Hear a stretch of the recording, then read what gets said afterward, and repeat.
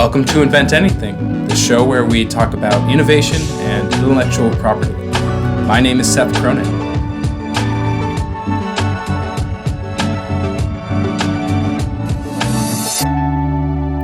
Today we're delving into the music industry and examining how copyright and other forms of IP protection are evolving in the digital age. From streaming services to new forms of music creation, technology is changing the way that we discover, listen to, and support music.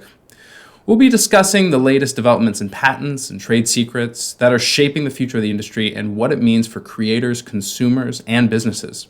So whether you're a musician, a music lover, someone in the music industry, or just interested in the intersection of technology and IP, this is the podcast for you. Join us as we delve into the fascinating world of the music industry and the intellectual property and technology that underpins it. First, let me introduce myself. My name is Seth Cronin. John Cronin is the typical host of Invent Anything, and he's my father.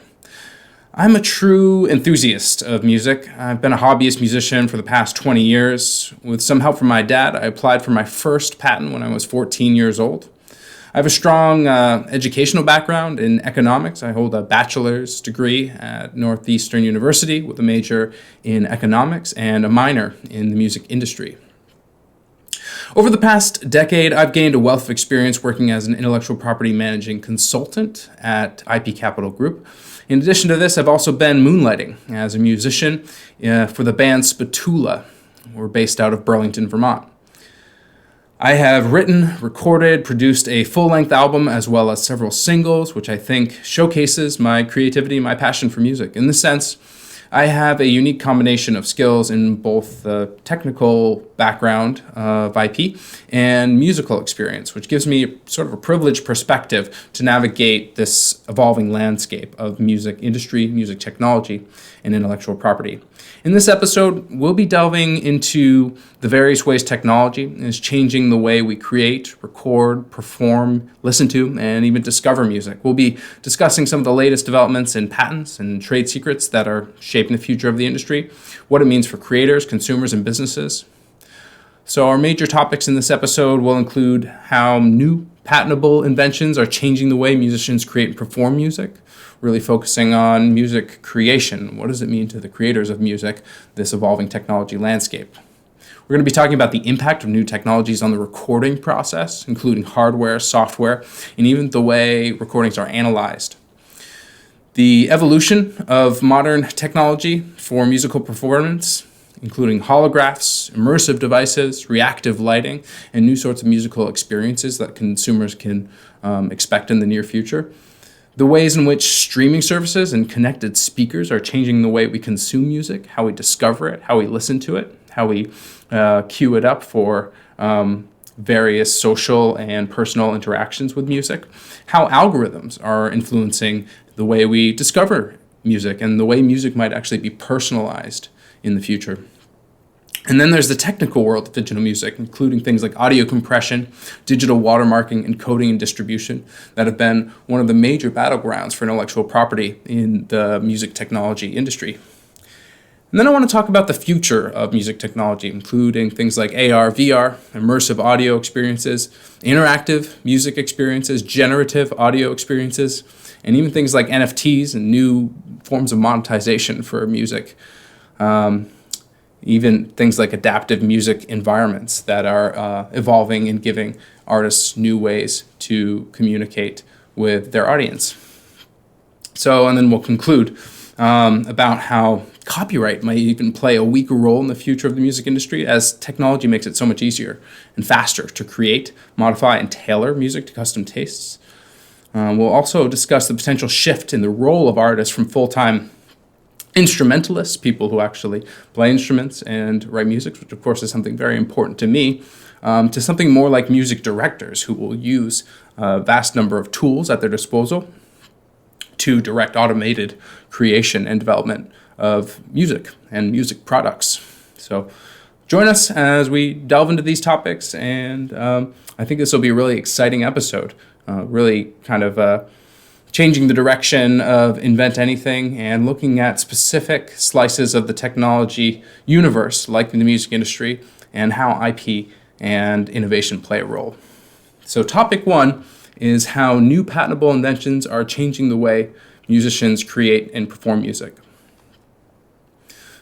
One of the most exciting aspects of technology's impact on the music industry is the way it's changing the way musicians create and perform their music. With new patentable inventions, musicians are now able to experiment with new types of musical interfaces, composition tool, and elements that were not previously possible with traditional instruments of recording technology. Anyone who's been to a music store in the last decade can appreciate how fundamentally different the amount of tools available to today's musicians are than they were even just a few decades ago. We've gone from things that were totally acoustic instruments hundreds of years ago to the world of amplification, to the world of digital music in a very short period of time. One of the examples is the development of new types of musical interfaces. You have things like gestural controllers, where you can control various aspects of music using a device which includes a thing like an accelerometer, which can actually map the movements of the musician and allows the musicians to control various aspects of the music just through movement of their body, rather than traditional buttons or keys or strings on a guitar. So, for example, you would see something like the Leap motion controller. It uses just hand and finger gestures to control virtual instruments and effects. And it allows musicians to create more music in more intuitive and expressive ways. Any dancer could easily become a musician by interpreting their dance musics through something like a Leap motion controller and putting those movements to music in real time. Really interesting way to create an immersive performance of both movement and music that are created from a single source, a single person who is not necessarily trained in operating a traditional musical instrument. Another example is the use of artificial intelligence and machine learning in composition tools. There's a company out there called InMusic that has created a platform that uses AI to compose and produce original music in a variety of styles and genres.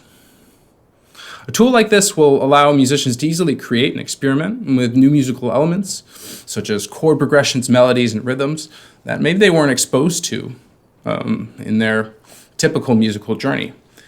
Some of these might not have even been possible with traditional instruments or recording technology.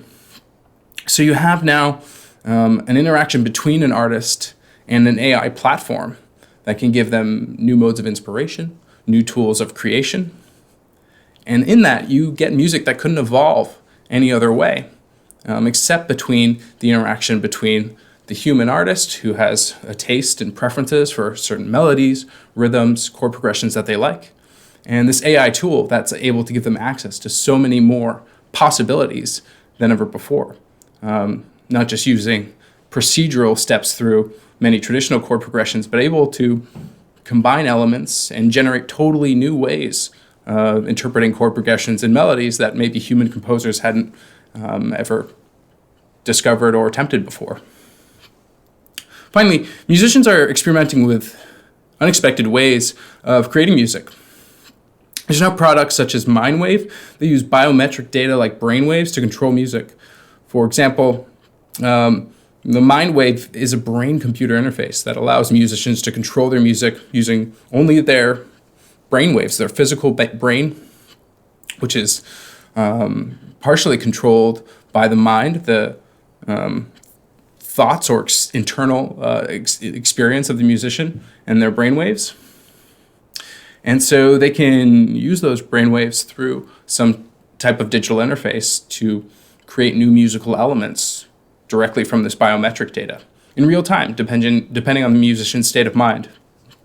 I'm actually reminded of several years ago, I had a friend playing around with this technology. I think this was even before Mindwave was developed. He was experimenting in college with an EEG, an electroencephalogram, which is a head-worn device that monitors brainwaves. And he had taken various aspects of the brainwaves, mapped them to a synthesis program, something like Ableton Live, that can take this input and generate it directly to a series of controls. in the musical environment. So it would, as the brainwaves were more in kind of a beta state, more of the active mind state that is typical of our everyday life, the sort of default mode network, the music would be more of like an arpeggiated sort of rhythmic beeps and boops and different musical elements that sound more like rhythmic electronic music. And one of the interesting things of working with me is I happened to be practicing meditation at the time. I still practice meditation. And as I brought my mind into a more meditative state, it shifted my brainwaves to an alpha preference in the way he had set up his musical experiment. Was that as the brainwaves of the whoever was wearing the device shifted towards alpha, it would actually extend the length of the notes until you would start to create these sort of big, lush chords, long pads that were, instead of boop, bop, more like a whoosh kind of sound, a long, held out chord. It's very satisfying to feel your mind dropping into a meditative state and hear that response in the music. You're going to have a real-time biofeedback of your internal state from this external source of music. Really exciting development field, and of course, there's a whole host of inventions around other biometric data you could use outside of brain waves. You could even control the rhythm or speed of a musical composition using something like your heart rate and have a musical experience, say for exercise, that was totally controlled by a heart rate on a body-worn monitor, either a wrist type device like an Apple Watch or a Fitbit, or even a chest-worn device to get more accurate data, and use the exercisers, the person who's exercising, use their heart rate as data as an input to music. And then this would give them a much more immersive experience of their exercise. They could hear in real time as their pulse was accelerating, the speed of the music would increase. Those are just two examples. There's dozens of different biometrics that are now available in both consumer and clinical grade technology that could be adapted and control music. One example of how patents really play an important role in the field of musical instruments include this long-running patent lawsuit. The Japanese company Roland, which is famous for making keyboards and amplifiers and all sorts of digital musical instruments, was awarded $4.6 million from a judgment against a company called InMusic Brands. They're a parent company of some rival devices under the Alesis brand and other music technology brands. They have a whole portfolio of these brands: Akai, Denon, M-Audio, Marantz, Newmark, Stanton, and Rane. The lawsuit was filed in 2016. It actually goes much further back to a letter of potential infringement sent by Roland in 2011. They claimed that Alesis' products infringed on a group of 8 Roland patents, and the jury actually found in favor of Roland, awarding them $2.7 million in lost profits and $1.9 million in reasonable royalties. This lawsuit is just one example of a music company's efforts to defend its patents and take legal action against companies that infringe them. So even the world of musical instruments, there's a good case history of these multi-million-dollar lawsuits that have awarded patent owners the value that they were due by competitors copying their technology without getting a license. Technology is really opening up a lot of new possibilities for musicians to create and perform music in ways that were not previously possible. For new types of musical interfaces, artificial intelligence-based composition tools, and the patents that will protect this technology and ensure that the value of the innovators who create this technology can be preserved. It really seems like the future of music creation performance is increasingly reliant on technology, and these will include a large number of patents and trade secrets from the companies who produce these. I'd like to shift now to topic number 2, and this is the impact of new technologies on the recording process, including hardware, software, and analysis. a lot of musicians might appreciate that being able to create music on any of the devices we just discussed, or even traditional musical instruments, is all fine and good. It's exciting and a rewarding musical experience. But the recording process really allows artists to take their ideas from inside their heads, even out into the world when they first perform on their musical instrument, and actually be able to distribute their music to a large number of people and find a so-called audience for their music. The recording process has undergone a significant transformation in the last few decades, mostly thanks to advances in technology. So the ability to record audio has become more accessible and affordable, and new hardware and software has enabled musicians and producers to record in a wide range of locations, from professional studios to home setups. It's not lost on me the fact that I'm recording this podcast now in my office in Williston, Vermont, on consumer-grade technology. Was something that was not possible when even my father was my age. Traditionally, recording only took place in recording studios for high-end audio. The first tape recorders distributed in the late 70s, 1980s had such a low fidelity. They used very tiny, cheap components, and the tape recording process was very low fidelity transfer. The audio that came off of the cassette tape would be so low quality that it would certainly not be quality level that would be fit for mass distribution, potentially distribution on the level of friends and family. But the acceleration of high-end audio into the consumer market has really created a paradigm shift for music recording. One of the most notable changes in the recording process is the rise of digital recording. That cassette tape that I described from the 1980s, that was a fully analog process of recording. A microphone was taking the sound waves out of the air, converting it into a voltage, and that voltage was being transcribed onto a piece of magnetic tape. Later on, another component could read the voltage encoded onto that magnetic tape and convert it into a signal that could be sent to a speaker, and then the audio would be replayed out of that speaker. That is not how most music is recorded today. Digital recording has replaced analog recording as the industry standard. It allows for a much wider range of options in editing and processing audio.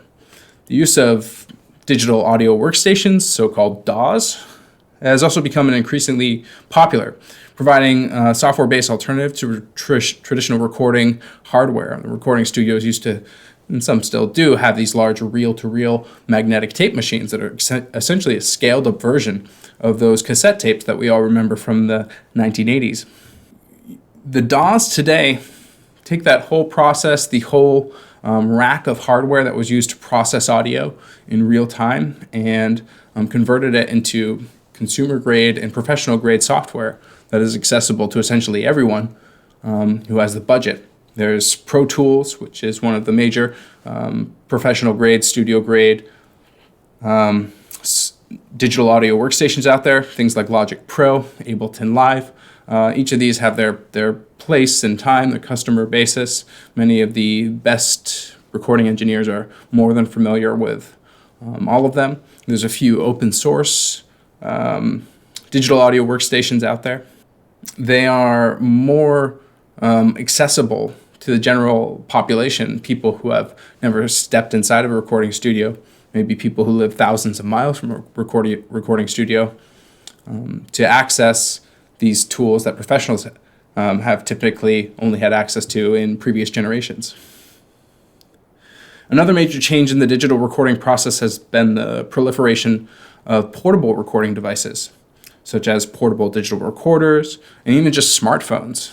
The fact that almost anyone today, I think something like 90% of the human population, owns or has access to a smartphone can pull out a single device with audio recording and memory and digital recording software is something so novel, and yet so common.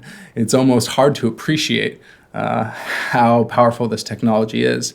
I remember when I was growing up in the 1990s, the early 2000s, I started playing guitar. Recording audio was a much different experience. I think there was a few standalone digital audio recording devices, so-called voice recorders. These were great tools for musicians to categorize ideas, but it was still a very slow and lossy process. The recording you got was typically very low quality. The device itself was not connected to the internet, so you would need to record it on the device, transfer it onto your computer, and get the file in a format that could be emailed to friends and family if you wanted to share that recording. Of course, again, it would be very low quality. The actual audio spectrum would be very limited to what the small microphone could capture. There would be all sorts of digital artifacts, crackles and pops from having a low fidelity recording setup. The typical iPhone recording today is much higher quality than some of the more quote-unquote professional grade recording, portable recording technology from even my generation. Some of these major changes have allowed musicians to record audio in a wide variety of locations, a wide variety of price points. There's products like the Zoom H4 Pro Handy Recorder. I think I had an earlier version of this. Just a total portable digital recorder, can record in stereo and can actually record in high quality stereo audio. And it's widely used by musicians and podcasters. To be able to take a device like these for $100 or even less, place it in the room that you're playing your instrument in, and capture your musical ideas, or even just using a typical smartphone, is just such a powerful technology that has opened up the world of composition and recording to people at such an early time. They can start recording themselves even before they've even learned their instruments. It's a really amazing opportunity for young recording artists. In addition to traditional recording methods, new technologies are also allowing new ways of capturing sound. There's things like the Ambisonic microphones that capture sound in a full sphere of surround sound format, allowing recording artists to create more immersive listening experiences. Another example is the use of virtual reality to record audio. This allows for a much more realistic representation of the recording environment. So if you have people with a virtual reality headset on, there's typically an audio component to that virtual reality. You actually want to have a 360-degree picture of the audio environment so that as they move their head through space, they walk forward, they walk backwards, and they turn left and right. And even things like the roll of their head pitching from a leftward tilt to a rightward tilt. You want the audio to have a realistic capture, a realistic movement compared to the user's head, or else it becomes very disorienting. Some of the anatomists, biologists out there will appreciate the way that we actually determine balance is with an anatomical feature called the vestibular labyrinth, which helps us know which way our head is tilted at any given time. And while that is not an audio experience per se, there certainly is a component of understanding where you are in space and how you're moving through different rooms that comes from the audible experience of a person's ears. And as you turn towards sound sources and turn away, you expect there to be a change in the audio picture that your ears are creating. And so you need some of these immersive capture devices in order to create that experience. Additionally, in the last few years, new software and hardware has been developed focusing on analyzing and processing audio. There's software like Melodyne, which allows for precise pitch and timing correction. A lot of this technology is sort of known to laymen as auto-tune, and of course there are artists who use it for artistic purposes to create a noticeable synthesized like pitch shift in the artist's voice as they're singing through notes. So instead of having smooth transition between notes, the whole vocal recording is fixed at certain pitch intervals, and you get this sort of combination of a human voice and a synthesizer sounding voice because of that pitch correction. But lesser known is that even so-called natural sounding recordings often use technologies such as Melodyne to get a pitch correction that wasn't even possible in previous generations. And it's not simply to have less technically advanced singers be able to sound like they're in pitch. Of course, that is one use, but even for extremely talented singers who are trained in various singing methods, using software like Melodyne can improve their performance quality even more to create a much more impactful performance that, for example, meshes with the instrumentation in the recording better than it would have if it didn't have access to that technology. There's also software like Serato Sample, and this allows for multiple sample manipulation and manipulation of audio. So you can take things like a single note recording of a voice and map that note to every key on a keyboard and have each note correspond to a pitch shifted version of that sample. It creates really interesting effects. Now you can have any instrument being tuned to any note and have a totally new sampled instrument interface possible that was could be extremely difficult to do in earlier generations or completely impossible. The whole art of sampling has just developed and exploded in various music styles over the last few decades. Furthermore, we get back to topics like artificial intelligence and machine learning. And this is increasingly becoming popular in recording technology. For example, a company called Landr, Landr, is an AI-based mastering software that automatically optimizes audio tracks for different listening environments. Mastering is and has been the art form of taking the final recorded audio from the mixing engineer and getting it to a final level of compression and volume and equalization that will make that recording most compatible with the most number of musical formats. When music is produced in a studio, it's typically played through very high-end speakers that have a lot of potential for gain and give a really great picture of the full audio spectrum. The problem with this is when the artist and the engineer are listening to the recording on such nice speakers, they really don't get much of an understanding of how their audience is actually going to hear the music, because they'll be listening to it on small earbuds, they'll be listening to it on laptop speakers, they'll be listening to it in their car. So many different audio environments are now available that the mastering process really become more important than ever, because we're not just talking about great stereo systems in the home, we're also talking about totally monophonic musical experiences like listening to a recording on your phone. Even if there are two speakers on the phone that can play in stereo, the source is so small, the distance is so low that it typically becomes more like a monophonic listening experience.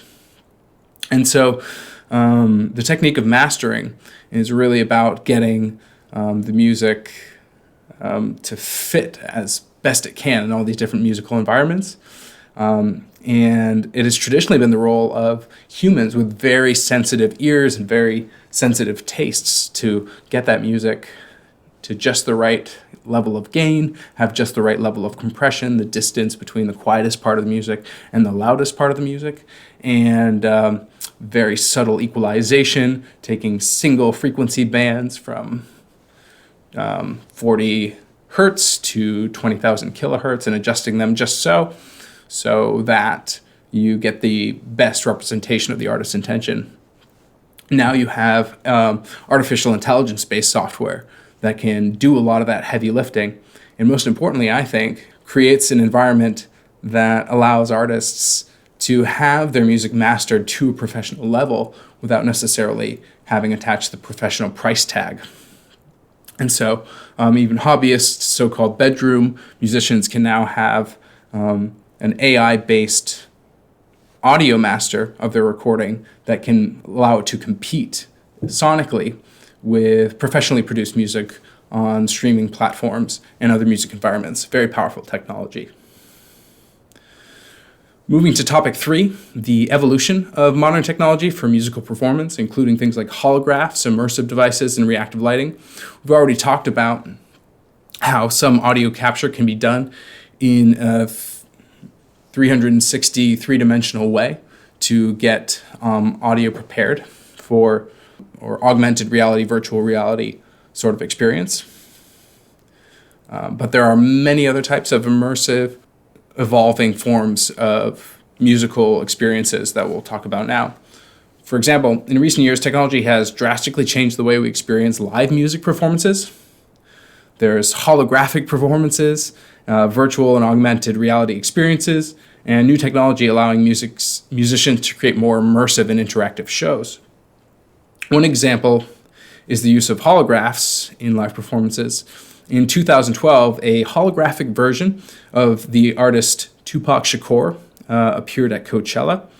Tupac was killed. He died in the 1990s, I believe. And having him back, in a sense, at this major music festival created a huge sensation in the media due to this ability now to produce a holographic performance.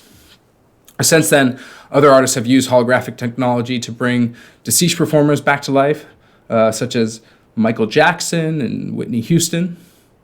Holographic technology is also being used to create totally new artists that are essentially holograph only. There's a virtual band called Hollow Band that was created using the holographic technology, and they were able to perform together in real time, even though they were in physically different locations. So the intention of the Hollow Band was actually never to have all these performers come together on stage and perform, except in this holographic form. Another example of the technology changing live performance is the use of virtual and augmented reality, having the audience actually put on headsets to have a new experience of live music performance. For example, the Marshall Mathers LP experience was a virtual reality experience that allowed fans to step into Eminem's world and actually experience a concert, an Eminem concert, from the perspective of the performer, from Eminem's perspective himself.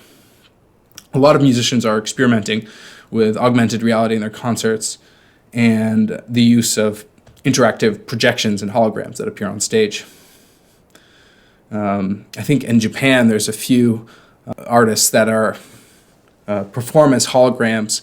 They are actually fully digitally animated artists who, for whom the digital avatar is, in a sense, the performer of the music. There is a human who sings to create the audio recordings, but that human is not really considered the artist of the music. It's this digital avatar, which has a huge popular following. And so the performance of this artist actually are focused on the digital avatar being a hologram on stage and giving fans that live experience with a totally animated artist. There's also things like lighting and infotainment technology that has had a significant impact on live performances. Things like reactive lighting, for example, allows the lighting to change and respond to the music, creating a more immersive and dynamic experiences. Traditionally, this has been, again, the role of a human being who would listen to the music and try to time different scenes of the lighting to what's going on in the musical environment. If the musical environment is very controlled, there's backing tracks being played, or the performance is essentially identical each night, this can be very easy to do and program in a single bout and then replay that programming each night of the concert. There's other musical experiences One of the major bands to come out of my home state of Vermont is the band Fish. And Fish has 4 musicians in the band, but there's a 5th member, so-called, of the band, Chris Kuroda, also known as CK5, who is actually the lighting designer for every tour for the last few decades that Fish has been touring. And one of the really interesting things is that Chris Kuroda steps in and has a sort of musical conversation with the band. Fish is known for lengthy bouts of improvisation in their music, and so while they may have a set list and play songs that they've played many times before, every single show has some element of improvisation, and that requires their lighting designer, Chris Kuroda, to improvise some level of the lighting show as well. And it actually can be a very interesting experience as a concert goer to have not only the band improvising on stage, which has been done for many years in jazz and rock music, but also have the lighting designer stepping into the role of improvisation and have the band react to the lighting react to the band, and creating a new immersive musical experience. You now have the opportunity for software, algorithms, digital technology to take on that role and give this experience of reactive and immersive lighting open to a much wider field of music. Even if you can't hire such a talented lighting designer, you can now purchase different software tools that allow you to create some level of that experience. There's also the emerging field of emerging tactile devices. These can be haptic feedback vests that actually provide a physical sensation of the music as the music is being performed. So you can either listen to the music on your headphones or actually be at a concert, and this body-worn device will create a physical sensation associated with the music you're listening to.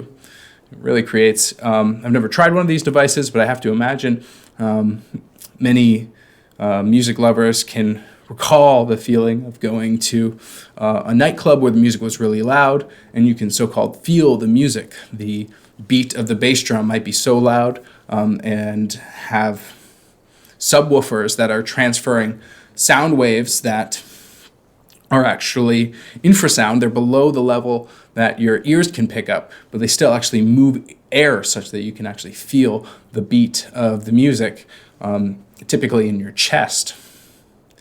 These immersive haptic tactile devices allow you to feel more pieces of the music than just this infrasound low end. You can have all sorts of vibrations, moving sensations about the body to have that physical connection with the music. Really interesting technology. There's also interactive music experience like stem players, audio that can be modified based on the user's preferences and give you even generative audio experiences. They're becoming increasingly popular. These types of experience allow each person who listens to the music to have a slightly different listening experience, depending on who's listening, where it's being listened to, on what device. So you could say, listen to a track as it was originally mixed. You could pull all the instruments out and listen to just the a cappella version.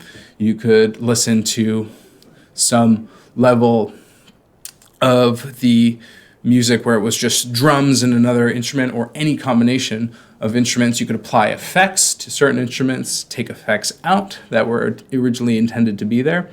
And so it lets listeners step into the role of mixing engineer and decide how they want to experience the music and have a much more intimate connection, say by listening to an isolated guitar track that might have been buried in the mix of the original audio experience.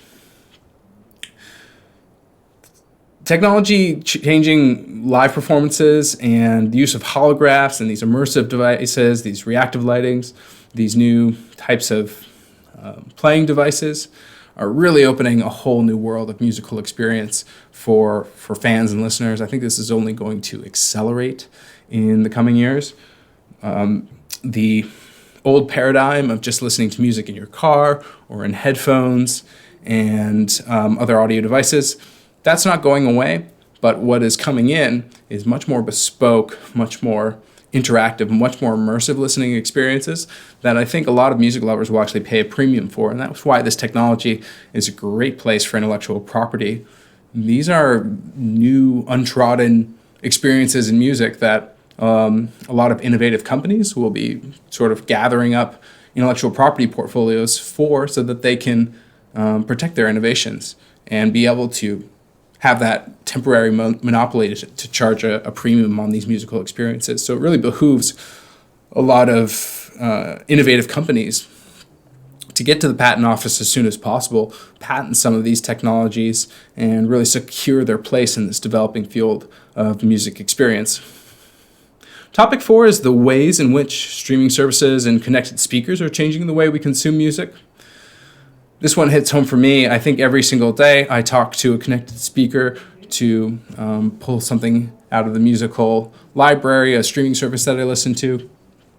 And it's just amazing how you can develop over time this relationship where you're requesting a specific artist, then you're requesting specific playlists, and then you can even just request music in a specific feeling. And the smart speaker can do the work for you. Search through the library, find an appropriate playlist that will go with your request, and it gets better and better every day. Streaming services and connected speakers have greatly impacted the way we consume music over the last few decades. The availability of music access has been revolutionized by streaming services. Really never before have you been able to pay a small monthly subscription and have access to millions and millions of songs from all over the world. It provides users with an unprecedented amount of music available at their fingertips, or their voice in the case of connected speakers. I think this has led to a change in the way we interact with music and how we discover new artists and songs. Streaming services like Spotify, Apple Music, Tidal offer an extensive music library, a wide range of artists, both old and new. These services also provide users with personalized playlists. Each week, Spotify gives me a weekly list of recommendations of music it thinks I will like based upon previous listening behavior. Your listening habits and preferences has become a data input to a streaming service's algorithm, and so it can make it easier for users to discover new music that they might like. Additionally, streaming services are also starting to incorporate AI-based algorithms to help users discover new music. Spotify's Discover Weekly playlist is generated by an algorithm that analyzes the user's listening history and suggests new songs and artists, whether they've come out recently or they're sort of deep in the past of music and that the user might not discover otherwise. The rise of smart speakers like Amazon Echo, Google Home, Apple HomePod, it's made it much easier for users to interact with music using voice commands. These devices can make it really easy to pull up specific songs, pull up specific artists, and pull up playlists, as I mentioned, as well as control playback and volume. And if you think about the intersection of things like we talked about earlier, things like the stem player and this voice control, you now have a totally new musical conversation happening between the user and their listening experience. In the future, I am not aware of any smart speaker that can do this now, but you could easily imagine inventions that allow a user to request real-time modifications to the specific song they're listening to. If the streaming service had access to the specific stems, they could request the smart speaker to isolate the vocal track and then add reverb to that isolated vocal track, and then add a Melodyne auto-tune to the vocal track, and so on, and basically develop an entirely new musical mix based on their tastes and preferences in real time without needing any knowledge about the software underlying it and how to control that software, just requesting with their voice various things about the musical experience they would like to change.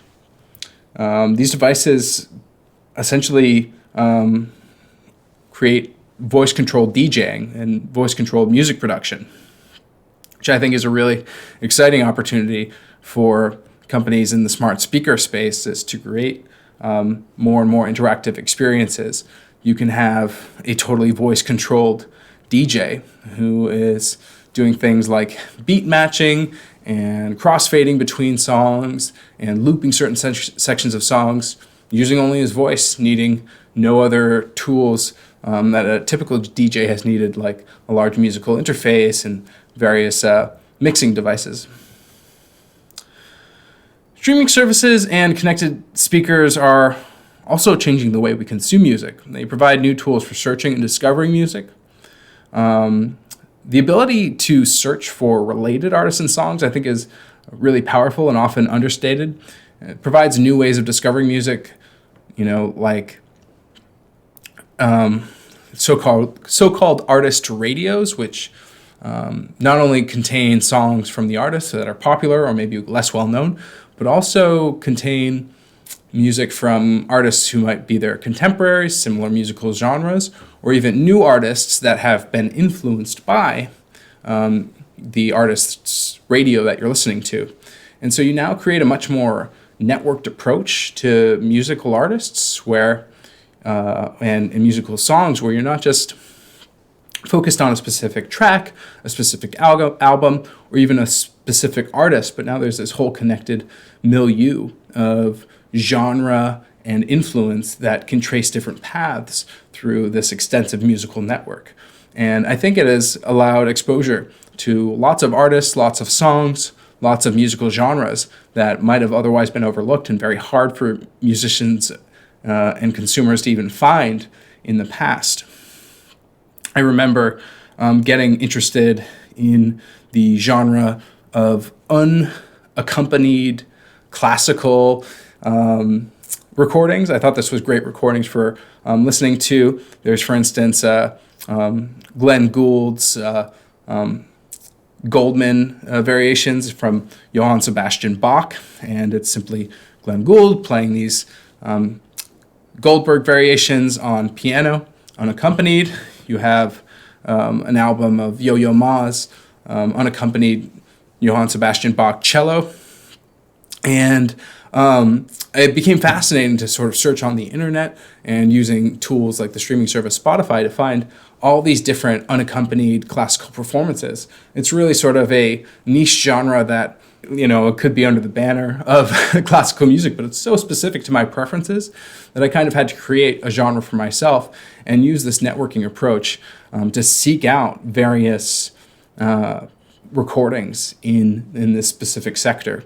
So I found things like harpsichord, unaccompanied clarinet, unaccompanied marimba, and vibraphone, and created a playlist which is now hours long of all these different unaccompanied classical instruments in the associated compositions. And it just became a really fun way to have a very sort of minimalist recordings of these classical pieces, which I felt were really great for creativity and working over time. So it just goes to show you how consumers are going to start personalizing genres of essentially music that has some emotional or behavioral connection to them that is not necessarily obvious from a music curator perspective, but will become increasingly obvious from the algorithm's perspective, seeing the ways that users design these playlists and what they're using them for and when they're listening to them and why. So in conclusion, I think that streaming services, connected speakers have greatly impacted the way we consume music, certainly made it more accessible, but also more personalized and interactive. The availability of music access has been revolutionized by streaming services. New tools like personalized playlist, voice controls, the ability to search for related artists, just made it so much easier for consumers, lovers of music, to discover new music and interact with it in new ways. We'll move on now to topic 5, how algorithms are influencing music discovery and personalization. Algorithms have become such a powerful tool in the music industry. A lot of them are really invisible. They're not as obvious as the Spotify's Discover Weekly. And the way they work with our psychology is really interesting when it comes to things like discovery and personalization. Streaming services like Spotify and Apple Music, they use extremely advanced analytical tools, not only to understand the type of music a user likes, but also to strategically insert new songs into playlists in order to introduce users to new music and influence their tastes. One example of this is the use of so-called collaborative filtering algorithms. They analyze a user's listening history and recommend new music based on the listening habits of users and similar preferences. You'll find that something like Spotify's Discover Weekly does something very sneaky, which use these generated collaborative filtering algorithms to recommend new songs based on the user's history, but they'll introduce them in such a way that you are most likely to enjoy this new piece of music. For instance, if a user opens up a playlist, the first song they hear on it they've never heard before, they're sort of primed to be critical of that song and decide for themselves, do I like this song? Do I want to continue listening? Maybe I should try a different playlist. But Spotify figured out something really sneaky to do algorithmically, which is if the first few songs you listen to are your sort of known liked songs that you've told Spotify that you liked, but moreover you've listened to many times before, if you listen to a few of those songs in sequence and then listen to a new song, suddenly it feels like this new song is part of like a set list. It's part of a performance of this greater musical community. And you've really inserted this new piece of musical information into a broader perspective of your musical tastes. It's much easier for users to like new music when it's surrounded by music they already enjoy and have already integrated into their tastes and preferences. It's kind of like an associative effect. I know that now this violin piece, which is unaccompanied, goes with the Yo-Yo Ma and the Glenn Gould in a way I might have not originally associated with because it's been inserted into this playlist. And so I know I like these previous songs, and now that I've heard this new composition, I become more and more interested in it, even if I've never heard of the performer, even if I've never heard of the composer. And so suddenly my musical tastes have been strategically expanded to fit this new piece of musical information that I might have otherwise rejected on a first listen, just because the timbre of the violin seemed a little bit harsh, or the recording quality was a little bit low, or it seemed like some of the notes were out of tune to my ears, even if that was perhaps the performer's intention. Since it's in the context of other music I enjoy, I have a much more open and expanded version. Just the same way you might go to a concert of an artist who you enjoy, they play a new song, instead of deciding without any other a priori information whether or not you like that song the way you might if it came out as an album and you weren't listening to any of their other music before you listened to this new recording that had just been released. Since it's in a set list of a performance that you generally like, this particular song becomes a piece of that greater whole, and so you sort of like it by association. I think that's a really powerful use of algorithms and how it expands and even manipulates our taste. Another example of this is sort of a content-based filtering algorithms. These analyze the characteristics of the user's favorite songs, things like tempo and rhythm and even melody, and recommends new songs with similar characteristics. For example, Apple Music has For You playlists, which are generated using content-based filtering algorithms. So Apple Music actually analyzes these components, these characteristics of these songs, and then recommends new songs that have similar characteristics based on what the user has previously listened to. So this is going beyond sort of this network effect of users like you like this type of music. This is saying there's elements of the music that you like, and there's new music or old music that has these same elements. You might also like that. Another really powerful way to discover music, which a human couldn't do for you in any previous generation unless they had such an extensive musical taste. They understood intuitively things like tempo, rhythm, and melody to recommend similar artists. For the most part, when people recommend music, they are trying to connect emotional components of the music.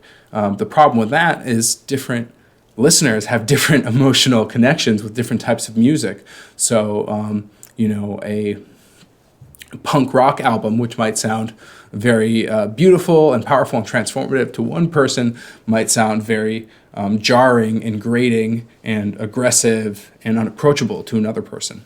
Streaming services also use natural language processing and machine learning algorithms to understand the context in which a user is listening to music, and they recommend new songs and artists based on that context. For example, a service might recommend different music depending on the time of day, the user's location, or even the weather.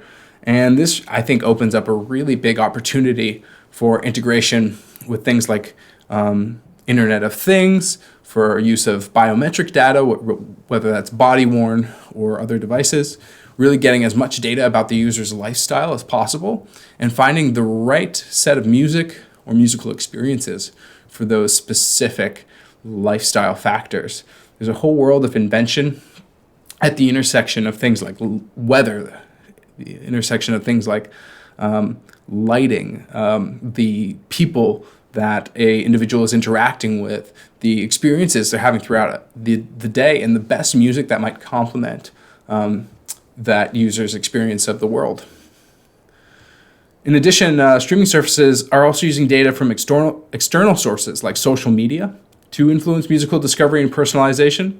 So, for example, a service might gather data from a user's social media profile, understand the new music that their friends are listening to, and recommend music to their friends. Or it might even go the opposite direction. You might find that this user really likes to discover new music and introduce it to their friends. So it might actually put a preference against music that their friends are already listening to and introduce them to new music based on their other listening preferences that is actually going to be new for them and new for their friends. So they'll have that opportunity to introduce their friends to new music that they've discovered.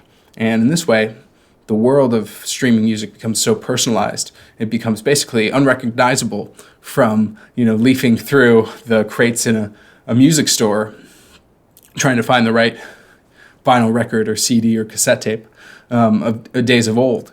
We're now connecting music directly into our experience of the world, our experience of social networks, our experience of data in the digital realm that we never had access to before.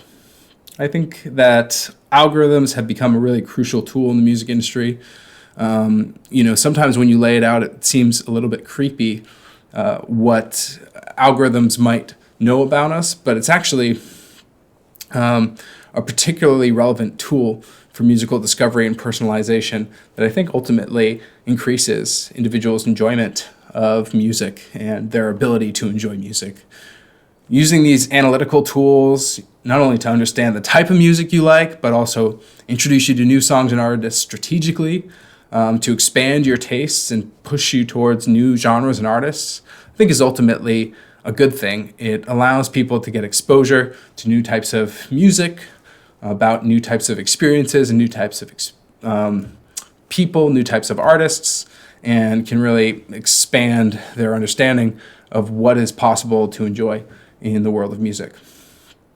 I think we could all use, at some level, an expansion of our tastes to make more room in our lives for music from different cultures, music from different generations, and be able to have a window into those diverse sets of perspectives through music. I think that's one of the really powerful things music can do, and I think technology is enabling that in a way that was never really possible before. Topic 6 is the technical world of digital music, things like audio compression, digital watermarking, encoding and distribution. I don't want to spend too much time here, but one of the things that is important about this is how it's a really valuable realm for intellectual property. These technical sides of the digital music encompass a wide range of technology, including audio compression, as I said, digital watermarking, encoding, and distribution technology. And though a lot of consumers don't have interaction with these levels of music technology, they play a crucial role in how music is stored, how it's created, and how it's distributed in the digital age.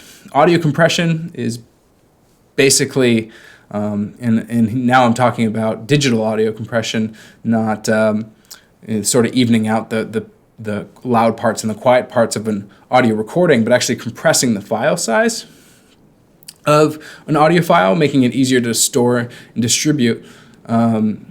If you're like me and you grew up in the 1990s before any streaming services existed, essentially the only way to have access to digital music was to download individual MP3s.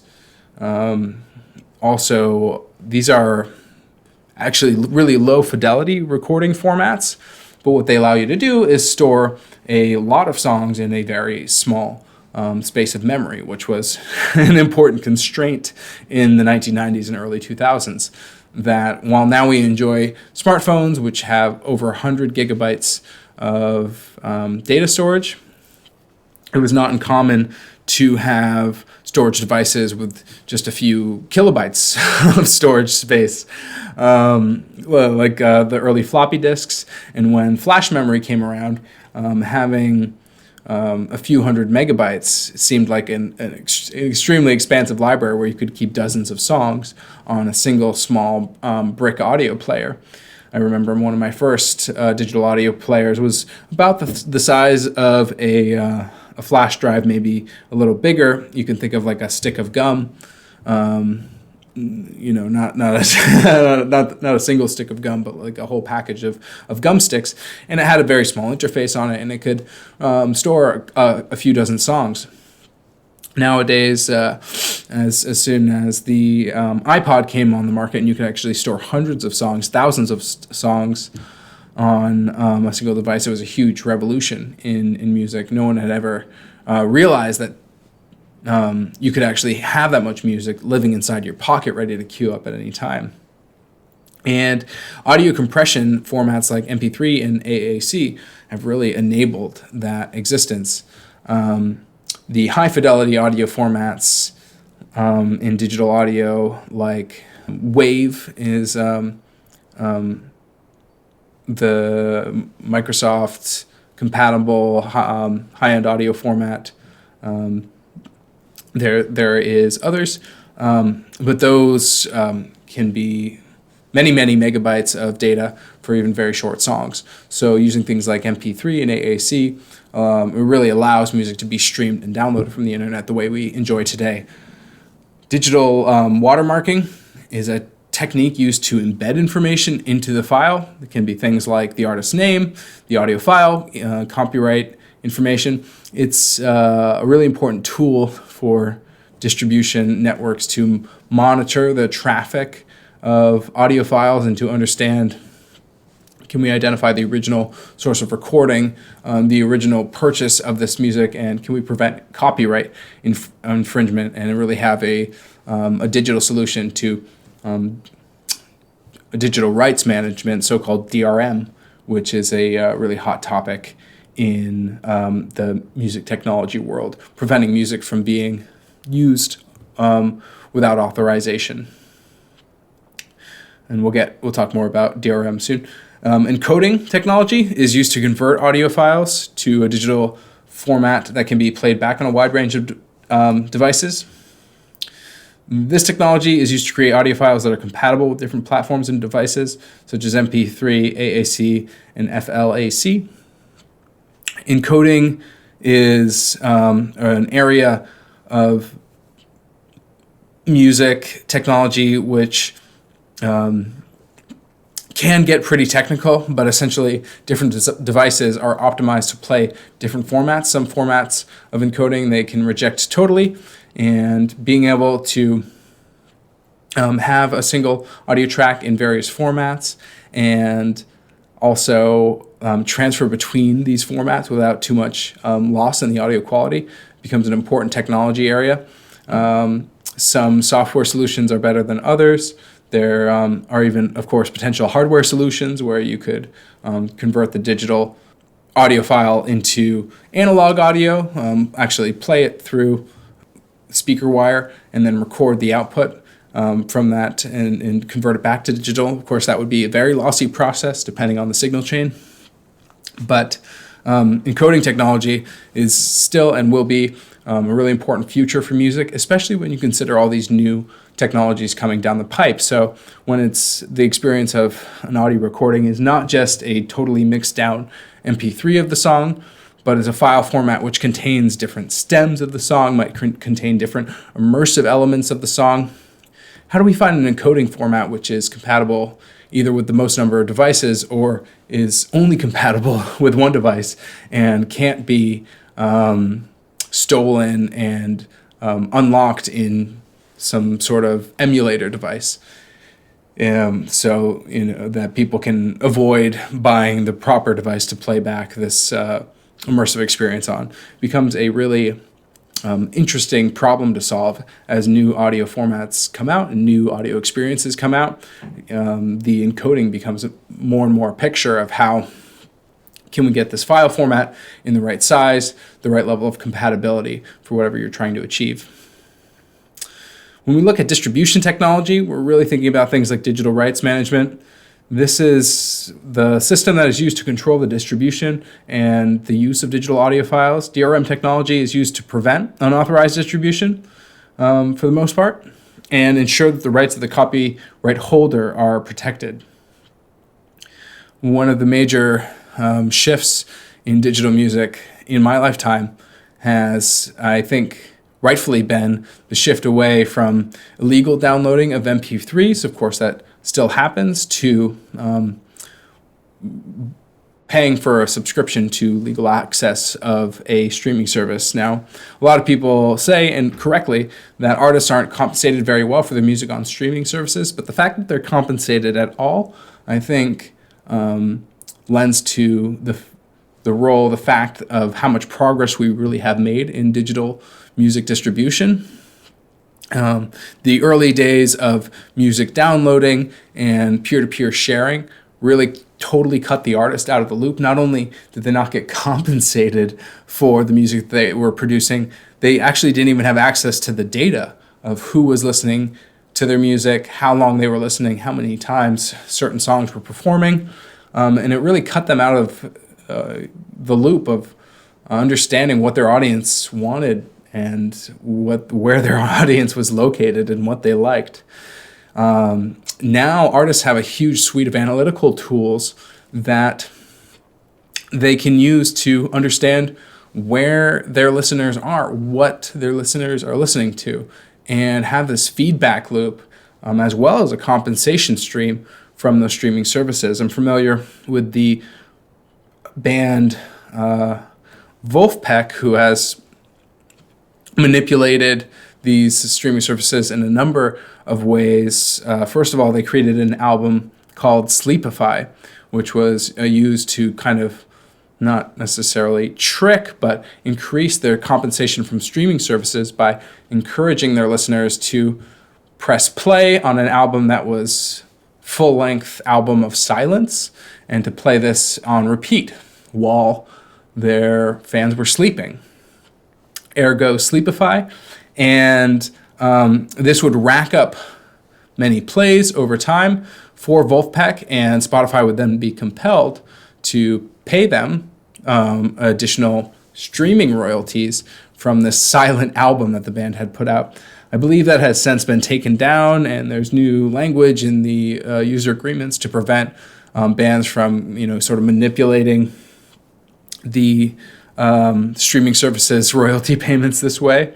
But Wolfpack, as I understand, has used the information from the streaming services in the music industry in other ways. For instance, when they're planning a tour, they can pull up a geographic distribution of their listeners, find those metropolitan areas where the most number of their listeners are based, how many there are, do some calculations about what percentage of their listeners are likely to come out to a show, and book an appropriate sized venue in an appropriate geographic location to capture as many as their listeners are likely to turn up to the show. And so in the world of peer-to-peer MP3 sharing, all of this information was sort of guarded away from the artist, and now they have access to it. As well as, again, a new compensation stream. So while streaming services are not the end-all, be-all to music careers and how artists can support themselves, they do, I think, offer a really valuable source of connection to their users that they might not have had otherwise.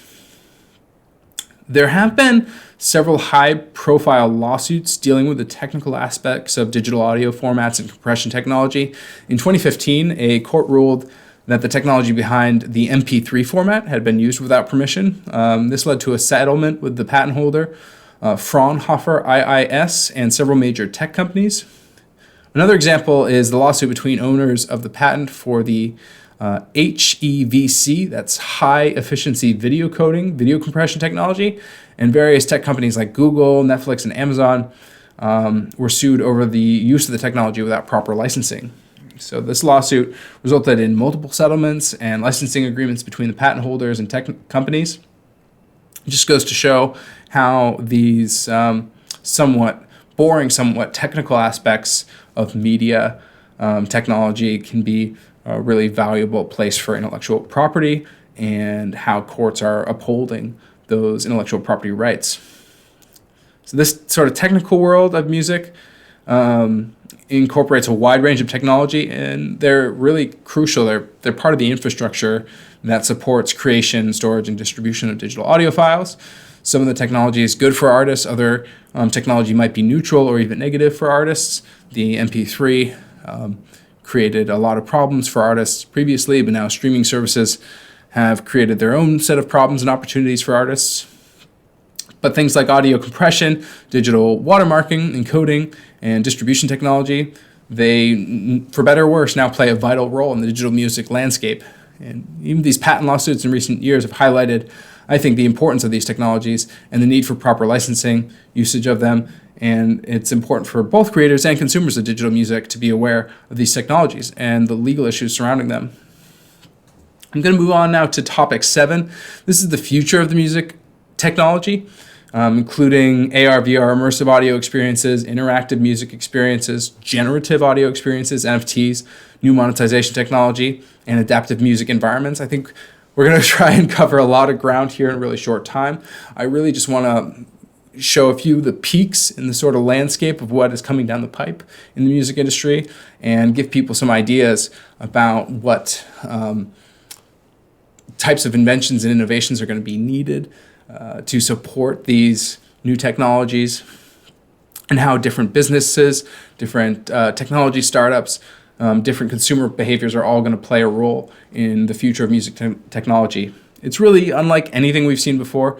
There's a wide range of new technologies that are changing the way we create, experience, and monetize music. And so here are just a few examples of what we might see in, say, the next 5-10 years. First of all, AR, VR, immersive audio experiences. This technology, we can expect to see immersive audio experiences that allow users to fully immerse themselves in the music in ways that they could never do before. We talked about Eminem's Marshall Mathers experience that allowed you to view the concert from the artist's perspective. But more and more, we're going to see users being able to attend virtual concerts with their friends, where they can see and hear the performance as if they were in the same room, but from the comfort of their own home.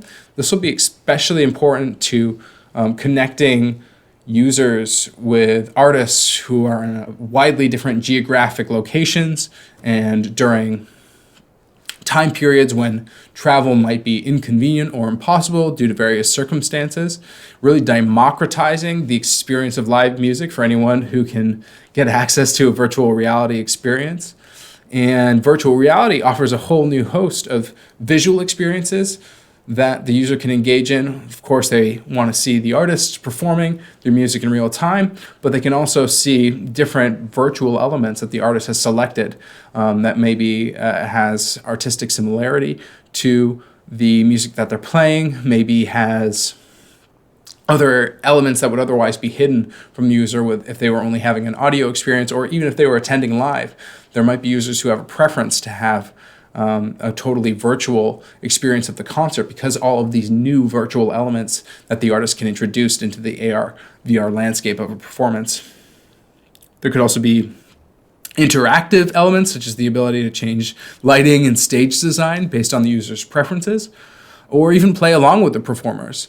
There could be an experience where an artist creates live backing tracks that allow any user to strap on a guitar, plug in a piano, and perform along with their favorite artist and record that performance and have now their own piece of interaction with the music that was never possible before.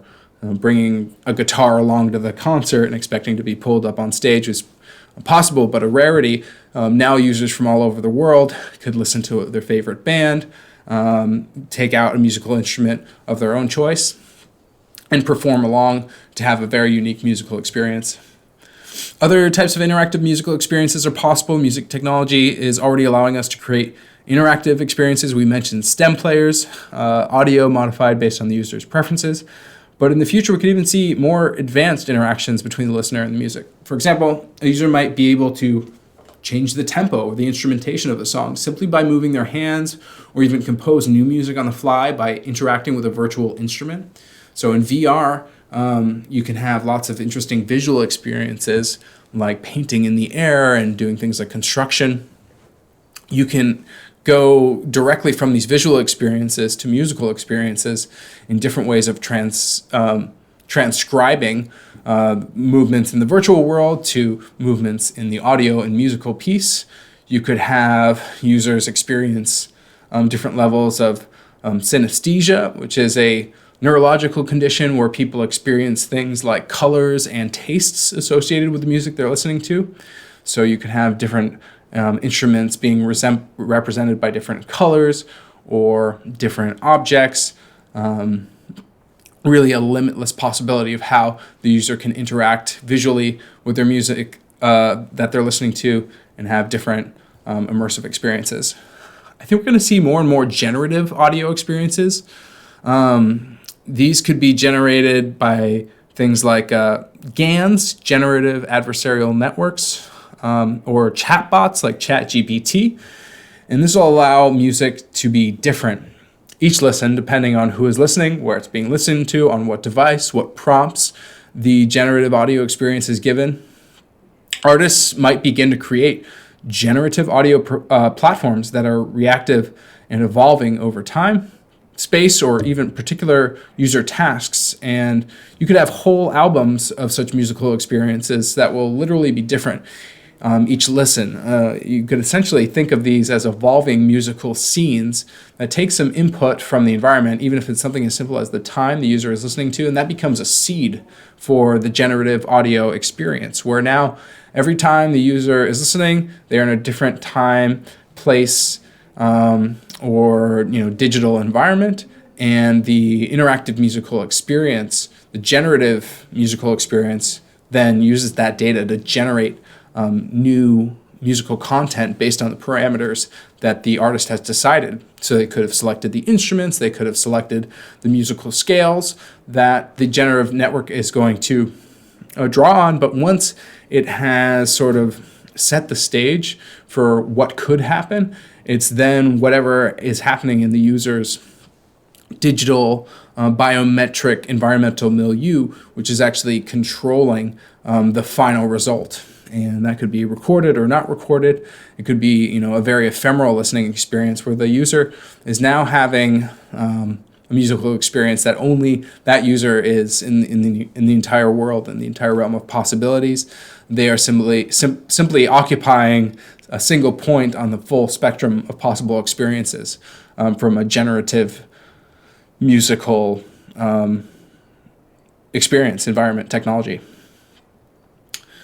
NFTs and new monetization technology are going to become increasingly important. We've seen artists sell NFTs of their album, various pieces of artwork, and we're going to see new opportunities for monetizing music. I think it'll go beyond selling an NFT of a whole album or selling an NFT of artwork. For example, artists might create unique digital collectibles, of course, that fans can buy, things like bespoke recordings, cameo, or digital assets. You might see sophisticated methods of monetizing music. such as taste prediction that will help users tailor their playlist based on new streams of data, such as weather, wearable biometrics, even the people you invite to a party, your current desired mood, local and world news and productivity. You could have NFTs for user-created playlists. You could have NFTs for various musical commentary and tastemakers and different elements of sort of metadata associated with the music. The artist could take these generative musical experiences and create bespoke NFTs for each generated musical experience. So not only do you get a generative musical experience, but an NFT associated with that, which you could buy, sell, or trade.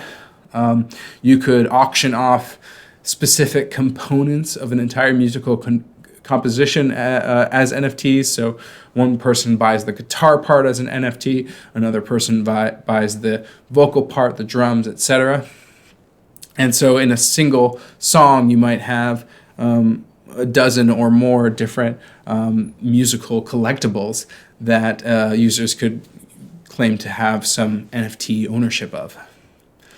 Things like adaptive music environments, music technology, is also allowing us to create adaptive music environments where the music is dynamically modified for different states and traits of the user. Just as one example, music could be ducked or reduced in volume as the conversation gets louder.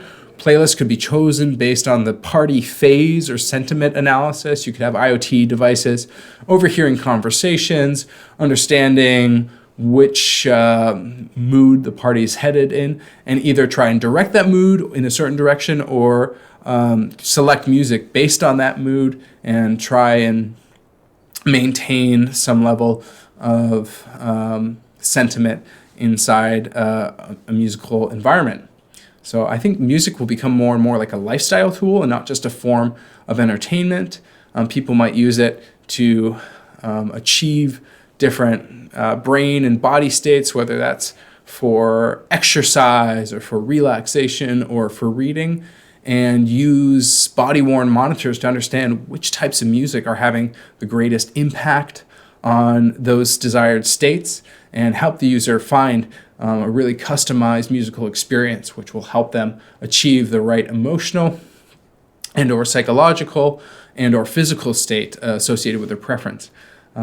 These adaptive music environments, I think, they're already out there to some extent, and we'll see a lot more development in this technology in both the home and in professional and commercial environments. So to conclude on the future of music technology, we have a really exciting and dynamic array of possibilities in music technology, wide range of new types of experience that we create, that we can monetize.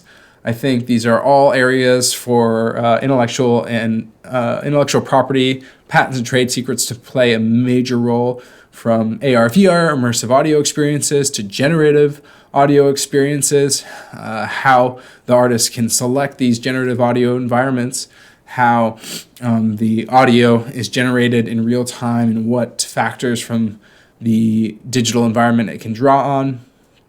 NFTs and new monetization technology, how a user can go directly from listening to a song, enjoying a song, understanding which NFTs are available to purchase, how that will support the artist, and the relationship it might create with digital collectibles.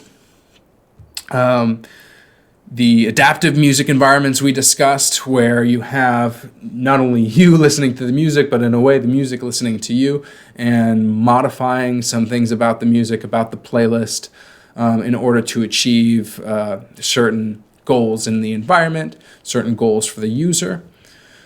We really have a future of music technology that is looking more personalized, more immersive, and interactive than would have ever been possible before.